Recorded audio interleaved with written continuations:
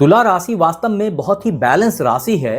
शायद ही कभी किसी गलती से किसी गलत चपेट में फंस जाए और बड़ा कर्ज ले बैठे। वास्तव में तुला राशि वाले दिखावे के चक्कर में, लग्जरी के चक्कर में, रिश्तों, फॉरेन कम्युनिकेशन और कंपटीशन, ये चीजें ही बहुधा तुला राशि वालों को कर्ज के जाल में फंसाती हैं।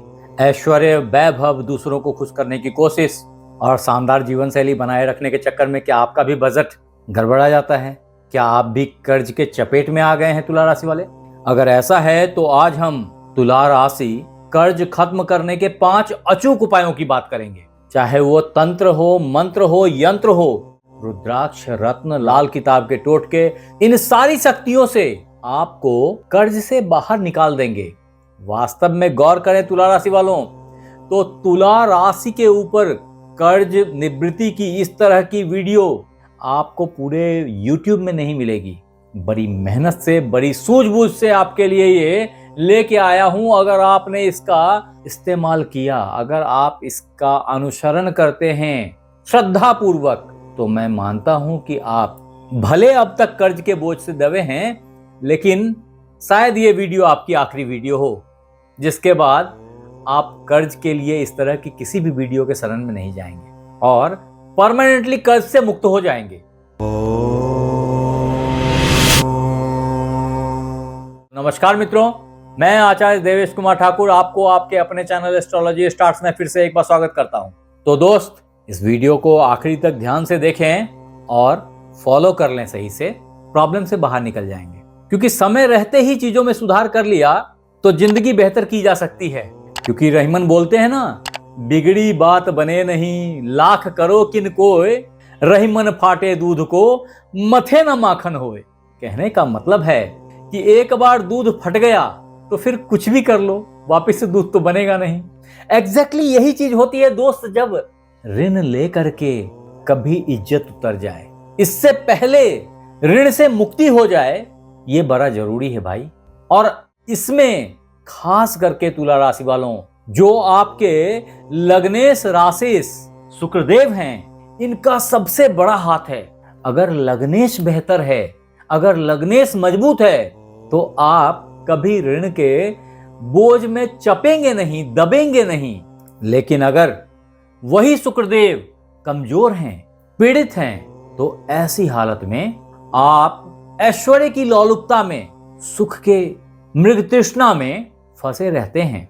ऋण ले लेते हैं, मजबूर हो जाते हैं और एक ऋण को चुकाने के लिए कई दफे दूसरा ऋण लेना पड़ जाता है। यहाँ बैठे मंगल देव बहुत ही शुभ होते हैं, क्योंकि ये आपके धनेश हैं और स्वगृही होने पे बहुत अच्छा आउटपुट देते हैं। लेकिन यही मंगल अगर कमजोर हो गए, राहु केतु के साथ फंस गए, शनि के दृष्ट हो गए अथवा और क्रूर ग्रहों से संलिप्त हो गए, तो ऐसी स्थिति में धन की आवक में अवरुद्धता देखी जाती है दोस्त। और ऐसे में तुला राशि वालों को मजबूर होकर ऋण लेना पड़ जाता है।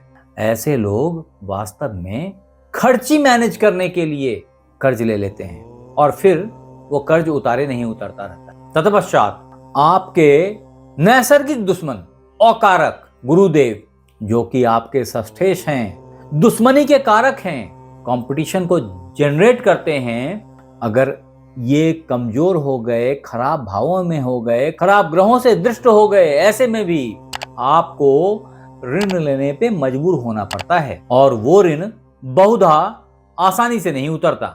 फॉर्चुनेटली आपके अष्टमेश शुक्रदेव खुद हैं, जो कि लग्नेश और राशेश हैं। ऐसे में उनका कमजोर होना भी अष्टम भाव से संबंधित और जीवन से संबंधित रुकावटें क्रिएट करता है, जिसमें होते होते सफलताएं असफलताओं में कन्वर्ट हो जाती हैं और मजबूरी में कर्ज में डूबना पड़ जाता है। इसके बाद आपके अति शुभ ग्रह बुधदेव, लेकिन ये भी आपके भाग्येश के साथ द्वादशेश हो जाते हैं और ऐसे में द्वादश भाव में बुधदेव जाकर के उच्च के हो जाते हैं। खर्च और फॉरेन कनेक्शन से, कम्युनिकेशन से ऋण को प्रवोक करते हैं। विदेश जाने के लिए कर्ज लेने की जद्दोजहद में रहते हैं और ऐसे में आप जैसे बैलेंस लिब्रा वाले भी कर्ज के बोझ से कई दफा दबने लग जाते हैं, कर्ज के दलदल में फंस जाते हैं। मुक्ति के लिए परेशान रहते हैं और रास्ता नहीं मिलता रहता है। यहां आपको ये याद रखनी चाहिए कि आपके जन्म कुंडली में बुधदेव अगर यहां हैं तो वास्तव में वो कानूनी कागजों से, झगड़े झमेले से, हॉस्पिटलाइजेशन से बड़ा कर्ज जनरेट कर देते हैं। एट द सेम टाइम अगर शुक्रदेव यहां हैं, अपने ही कुछ खराब आदतों से, लग्जरी के इंटरेस्ट से अथवा गलत तरीके के इन्वेस्टमेंट से बढ़ते ग्रोथ में बाधा उत्पन्न हो जाती है। मुझे नहीं पता कि वास्तव में आपकी जन्म कुंडली में ये चारों ग्रह कौन सी राशि में विराजमान हैं। मैं अभी बात तुला लग्न, तुला राशि की कर रहा हूं। अतः अगर आपको याद है तो अच्छा, अगर नहीं याद है तो इस वीडियो को यहीं रोकिए और एक बार अपनी जन्म पत्रिका देख करके यहां कमेंट में लिखें कि ये चार ग्रह आपके जन्म पत्रिका में कौन से राशि में विराजमान है। अगर मेरे पास कुछ समय निकला तो मैं शायद कुछ जवाब दे पाऊं। आगे बढ़ते हैं मित्र। अब दोस्त, अगर आपका जन्म चित्रा नक्षत्र में हुआ है जो कि मंगल का नक्षत्र है, तो ऐसी स्थिति में ये बहुधा घर बनाने के लिए बड़ा कर्ज लेते हैं, जमीन खरीदने के लिए बड़ा कर्ज लेते हैं, मेडिकल स्टोर्स या डॉक्टरी की पढ़ाई के लिए, सर्जन बनने के लिए कर्ज लिया करते हैं। एजुकेशन लोन बड़ा होता है। तत्पश्चात स्वाति जो कि राहु का नक्षत्र है, यहां जातक रातों रात अमीर बनने के चक्कर में बड़ा कर्ज ले लेता है और फंस जाता है। बहुधा ये किसी भी तरह के इन्वेस्टमेंट, किसी भी तरह की लॉटरी, अचानक से धन प्राप्ति, इन सारे चक्करों में पैसा अनाप शनाप तरीके से बर्बाद हो जाता है और ऋण के बाद ऋण लेना पड़ जाता है। तत्पश्चात विशाखा जो कि गुरु का नक्षत्र है और यहां पे जातक एक्चुअली बहुत ही महत्वाकांक्षी हो जाता है और ऐसे में व्यापार को बढ़ाने के लिए, कई दफा तो धर्म स्थान की यात्राओं के लिए, धर्म के लिए भी कर्ज ले लेता है और कर्ज में फंसता चला जाता है। परेशान ना हो, मैं अभी आपको इसके उपाय भी बताता हूं और उसे ध्यान से करें, सफलता आपको कर्ज से निजात दिला देगी। अब मित्र, तुला राशि कर्ज खत्म करने के 5 अचूक उपायों में से अगर पहला सर्वोत्तम उपाय की बात की जाए तो वो है आपके इष्ट देव का ध्यान करना, उनकी आराधना करना, उनको खुश करना, और वो हैं लक्ष्मी माता अन्यथा संतोषी माता। इन दोनों माताओं में से किन्हीं की भी आप अगर आराधना करते हैं किसी शुक्रवार से, तो आप बड़े से बड़े प्रॉब्लम से, बड़े से बड़े कर्ज से बाहर निकल जाएंगे। ऐसे में आप शुक्रवार को वैभव लक्ष्मी का व्रत रखें और किसी शुक्रवार से शुरुआत करके नित्य कनक धारा स्तोत्र का पाठ करें। आपका फंसा हुआ धन रिलीज हो जाएगा, आपकी आमदनी बहुत बढ़ जाएगी। परिणाम स्वरूप कर्ज के जड़ पे आप अटैक करेंगे और कर्ज को खत्म कर देंगे। अब मित्र, तुला राशि ऋण मुक्ति मंत्र या कर्ज उतारने का जो अमोघ मंत्र है वो आपके धनेश मंगल देव को प्रसन्न करता है। ऋण मोचक मंगल स्तोत्र का पाठ करना, ऐसा आप किसी भी मंगलवार से नित्य करेंगे। परिणाम धन की आवक सुचारू हो जाएगी और आपका ऋण समाप्त हो जाएगा।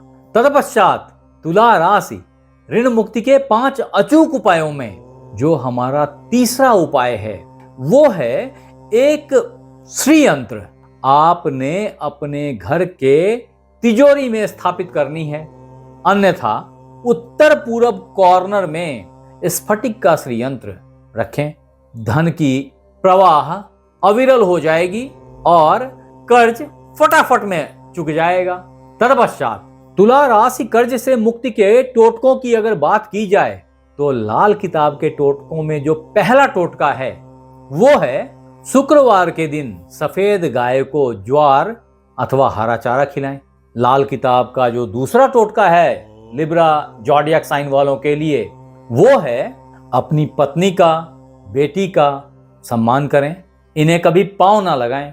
आपके लिए लाल किताब का तीसरा टोटका है तुला राशि वालों, वो है कि घर में संध्या आरती के समय 2 टिकिया कपूर और 2 फूल सहित लौंग उसके ऊपर डाल के उससे आरती करें। ऐसा करने से भी प्रचुर मात्रा में धन की प्राप्ति होती है और कर्ज मुक्त हो जाता है, घर का वाइब चेंज हो जाता है, ऐसा देखा गया है। अब मित्र, तुला राशि ऋण चुकाने के 5 सबसे आसान तरीकों में जो 5वां पॉइंट है वो है कि आपने एक अच्छा 6 मुखी और एक 7 मुखी रुद्राक्ष सफेद अथवा रेशमी धागे में पिरो करके अपने गले में धारण करनी है। ऐसा आप किसी भी शुक्रवार को करेंगे। अन्यथा तुला राशि वालों के लिए जो एक्सट्रीम फायदेमंद रत्न है उसमें एक अच्छा डायमंड, एक अच्छा नीलम, आप चाहें तो स्फटिक की माला भी गले में धारण कर सकते हैं। ऐसा करने से भी आप बहुत जल्द ऋण मुक्त हो जाएंगे और प्रचुरता में धन की प्राप्ति करेंगे। फिर भी मैं बताता हूं कि बिना कुंडली देखे इस तरह का रिस्क ना लें, क्योंकि ये रत्न बड़े ही प्रभावी होते हैं और इनके साइड इफेक्ट होते हैं अगर ये कायदे से सूट नहीं करे तो। मित्र, हमने समझा तुला राशि कर्ज खत्म करने के 5 अचूक उपायों के बारे में, लेकिन अब वक्त आया आपके लिए प्रो टिप्स का। तो ध्यान से लिख लें इसे, जिसमें पहला है कि आपने अपने आमदनी का 20% बचा के रखना है। आप बहुत ही बैलेंस राशि हैं, अगर आपने ऐसा चाहा तो कर लेंगे। आपके लिए जो दूसरा प्रो टिप है वो है कि पार्टनरशिप में थोड़ी सी सावधानी रखें। आपके लिए जो तीसरा और आखिरी प्रो टिप है वो है कि गुरुवार और मंगलवार को कभी भी ऋण ना लें। हाँ, इनकी पहली किस्त मंगलवार को जरूर अदा करें। आप हमें जरूर बताएं कि तुला राशि कर्ज खत्म करने का सबसे सटीक उपाय आपको कौन सा लगा। संग ही ये बताएं कि ये वीडियो आपको कैसा लगा, और अगर अच्छा लगा तो इसे लाइक करें, सब्सक्राइब करें, शेयर करें। आप हमारे साथ बने रहे इसके लिए बहुत बहुत धन्यवाद। आपसे फिर मिलते हैं अगले एपिसोड में। तब तक अपना ख्याल रखें। धन्यवाद।